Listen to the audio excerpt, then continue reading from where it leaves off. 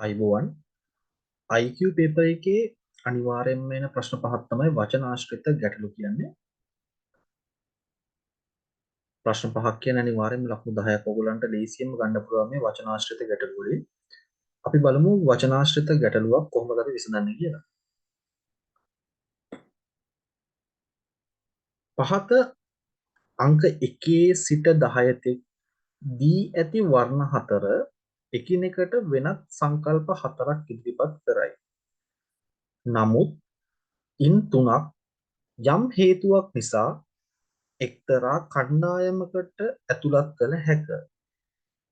එසේ ඇතුළත් කළ නොහැකි වර්ණය තෝරන්න. පළවෙනි ප්‍රශ්නේ දීලා තියෙන වර්ණ හතර තමයි බදුල්ල, මහනුවර, නුවරඑළිය, මාතලේ. බදුල්ල, මහනුවර, නුවරඑළිය, මාතලේ. බැලූ බැල්මට මේ හතරම ශ්‍රී ලංකාවේ දිස්ත්‍රික්ක හතරක්. දිස්ත්‍රික්ක හතරක් තමයි මේක බැලූ බැල්මට. අපි බලමු එක් එක් දිස්ත්‍රික්කයන් වෙන වෙනම. මහනුවර දිස්ත්‍රික්කය පිහිටලා තියෙන්නේ මධ්‍යම පළාතේ. නුවරඑළිය දිස්ත්‍රික්කය පිහිටලා තියෙන්නේ මධ්‍යම පළාතේ. මාතලේ දිස්ත්‍රික්කය පිහිටලා තියෙන්නේ මධ්‍යම පළාතේ. නමුත් බදුල්ල දිස්ත්‍රික්කය පිහිටලා තියෙන්නේ ඌව පළාතේ. ඒ නිසා මෙතන තියෙන වෙනස් පදය තමයි බදුල්ල දිස්ත්‍රික්කය කියන්නේ. පළවෙනි ප්‍රශ්නේ පිළිතුර බදුල්ල දිස්ත්‍රික්කය. ප්‍රශ්න අංක 2 ගිවිසුම ගනුදෙනුව එකඟතාව ප්‍රඥප්තිය. ගිවිසුම ගනුදෙනුව එකඟතාව ප්‍රඥප්තිය. ගිවිසුමක් කියන්නේ මොකක්ද? ගිවිසුමක් කියන්නේ පාර්ශවයන් දෙකක් අතර ඇති කරගන්නා යම්කිසි එකඟතාවයක්. නීතිමය එකඟතාවයක්. ඒ වගේම ගනුදෙනුවකටත් පාර්ශවයන් දෙකක් සම්බන්ධ වෙලා තමයි ගනුදෙනුවක් ඇති වෙන්නේ. ඒ වගේම එකඟතාවයක් කියන වචනයෙන්ම පැහැදිලි වෙනවා. එකඟතාවයක් ඇති වෙන්න අනිවාර්යයෙන්ම පාර්ශවයන් දෙකක් ඉන්න ඕනේ. නමුත් ප්‍රඥප්තියක් කියන්නේ යම්කිසි පළාත් සභාවක් මගින් ප්‍රඥප්තියක් නිකුත් කරනවා. එතකොට ප්‍රඥප්තිය නිකුත් කරන්නේ පළාත් සභාවේ.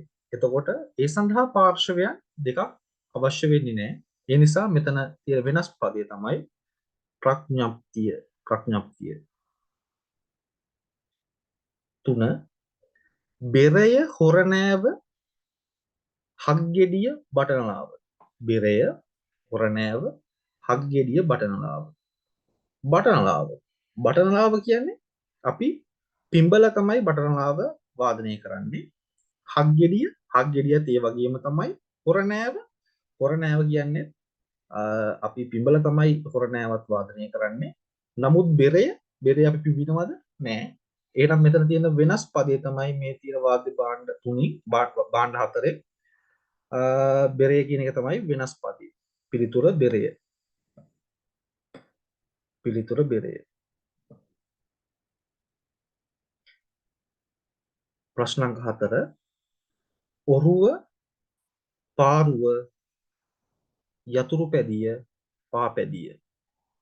ඔරුව පාරුව යතුරු පැදිය පාපැදිය. මොකද්ද වෙනස් පිළිතුර?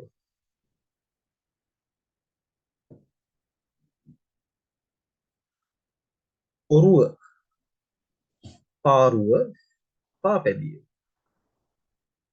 ඔරුව පාරුව පාපැදිය කියන තුනම මිනිස් බලයෙන් ක්‍රියාත්මක වන දේවල්. ඔරුව පදවන්නේ මිනිස් බලයෙන්. පාරුවක් පදවන්නේ මිනිස් බලයෙන්. පාපැදිය පදින්නේ මිනිස් බලයෙන්. නමුත් යතුරු පැදිය පදවන්නේ කොහොමද? ඒක පදවන්නේ එන්ජින් එකක් භාවිතයෙන් තමයි යතුරු පැදියක් පදවන්නේ. එහෙනම් මෙතන තියෙන වෙනස් පදේ තමයි යතුරු පැදිය. යතුරු පැදිය. පිළිතුර යතුරු පැදිය. ප්‍රශ්න අංක 5 කොස් රම්බුටන් තල් අඹ කොස් රම්බුටන් තල් අඹ කොස් රම්බුටන් අඹ කොස් රම්බුටන් අඹ කියන මේ ගස් තුනම මුදුන් මුලක් සහිත ගස්. නමුත් තල් ගස කියන්නේ මුදුන් මුලක් රහිත ගසක්. ඉතින් මෙතන තියෙන ගස් වර්ග හතරෙන් වෙනස් ගස තමයි වෙනස් පදේ තමයි තල් තල් ගස. ප්‍රශ්නාංග 6 ගුරුවරයා රියදුරා වඩුවා වෛද්‍යවරයා ගුරුවරයා මොකද්ද කරන්නේ? ගුරුවරයා අධ්‍යාපනය ලබා දෙනවා. අධ්‍යාපනය ලබා ගැනීම තමයි ගුරුවරයාගේ සේවය. රියදුරා ප්‍රවාහනය ලබා දෙන ප්‍රවාහන සේවය තමයි රියදුරාගෙන් ලැබෙන්නේ. වෛද්‍යවරයාගෙන් ලැබෙන්නේ මොකද්ද? සෞඛ්‍ය සේවය. සෞඛ්‍ය තමයි වෛද්‍යවරයාගෙන් ලැබෙන සේවය. වඩුවගෙන් ලැබෙන සේවය මොකද්ද? වඩුව සේවයක් සපයනවද? වඩුව සේවයක් සපයන්නේ වඩුව සපයන්නේ භාණ්ඩයක්. ඔහු දැව වලින් නිෂ්පාදනය කරන යම්කිසි භාණ්ඩයක් සපයනවා. ගුරුවරයා රියදුරා වෛද්‍යවරයා කියන්නේ සේවා සපයන පුද්ගලයන්. හැබැයි වඩුව කියන්නේ මොකද්ද? භාණ්ඩ සපයන. භාණ්ඩයක් තමයි වඩුව සපයන්නේ. එහෙනම් මෙතන තියෙන වෙනස් පදේ කවුද? වඩුව. ප්‍රශ්න අංක 7. කැරට් රතු ලූණු අර්තාපල් ගෝවා. කැරට් රතු ලූණු අර්තාපල් ගෝවා. මොකද්ද කැරට් රතු ලූණු අර්තාපල් ගෝවා කියන හතරේ වෙනස් පදේ? කැරට් රතු ලූණු අර්තාපල් ගෝවා.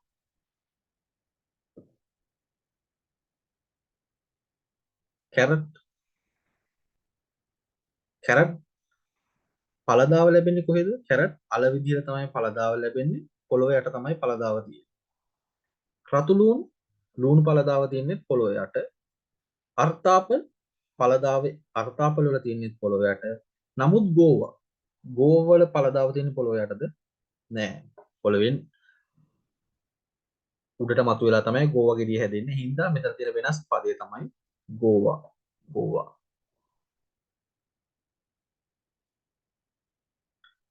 ප්‍රශ්නාංක 8.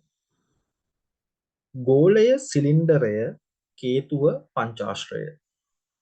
ගෝලය සිලින්ඩරය කේතුව පංචාශ්‍රය.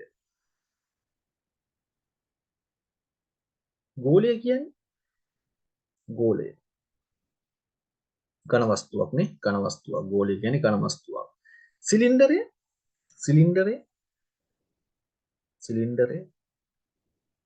සිලින්ඩරය කියන්නේ මොකද? සිලින්ඩරය කියන්නේ ගෝලයක් කියන්නේ ඝන වස්තුවක්.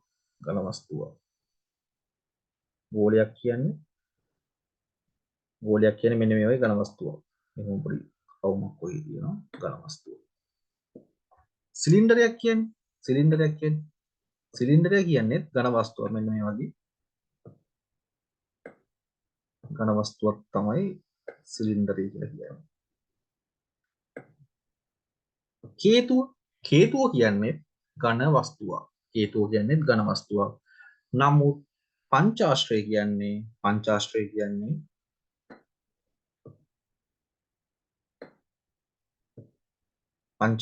කියන්නේ මෙන්න මේ හැඩේ තියෙන තල රූපයක්. මේ අතරින් තියෙන වෙනස් පදය තමයි කවුද? වෙනස් පදය තමයි ඝන වස්තු තුනක් අතර තල රූපය තමයි වෙනස් පදය. පිළිතුර පංචාශ්‍රය. ප්‍රශ්නාංක 9. අලියා කොටියා කියලා තියෙන කොටියා මුවා හාවා. කවුද වෙනස් පදේ? අලියා කියන්නේ කවුද? ශාක භක්ෂක සතෙක්. මුවත් ශාක භක්ෂකයි. හාවත් ශාක භක්ෂක සතෙක්. නමුත් කොටියා කියන්නේ මාංශ භක්ෂක සතෙක්. එහෙනම් මේ පද අතර වෙනස් පදේ කවුද? වෙනස් කෙනා වෙන කවුරුත් නෙමෙයි. කොටියා. අවසාන ප්‍රශ්නේ පොල්, තල්, රබර්, තේ. පොල්, තල්, රබර්, තේ. පොල් මොකක්ද මෙතන තියෙන වෙනස? අපිට මෙතන ගන්න පුළුවන් තාල වර්ගයේ ගස් මුදුන් මුලක් රහිත සහිත කියලා ගන්න පුළුවන්ද? බෑ. මොකද පොළුයි තලුයි කියන දෙකම තියෙනවා. මේවා දෙකම මුදුන් මුලක් රහිත ගස්. එහෙනම් ඒ පදනම මත මේක යන්න බෑ අපිට. අපි බලමු පොල්, පොල්, රබර්, තේ. පොල් රබර් තේ කියන්නේ මොනවද? ශ්‍රී ලංකාවේ කෘෂිකාර්මික අපනයන භෝග, කෘෂිකාර්මික අපනයන භෝග. හැබැයි තල් කියන්නේ අපනයන භෝගයක් නෙමෙයි. අපනයන භෝගයක් නෙමෙයි. ඒ නිසා මේකට පිළිතුර තමයි තල්. මම හිතනවා ඇත්තටම වචනාශ්‍රිත අභ්‍යාස කියන එක යම්කිසි අවබෝධයක් ඔයගලන්ට හම්බුණා කියලා. අපි ඊළඟ පාඩමෙන් තවත් වචනාශ්‍රිත අභ්‍යාස කිහිපයක් කරමු.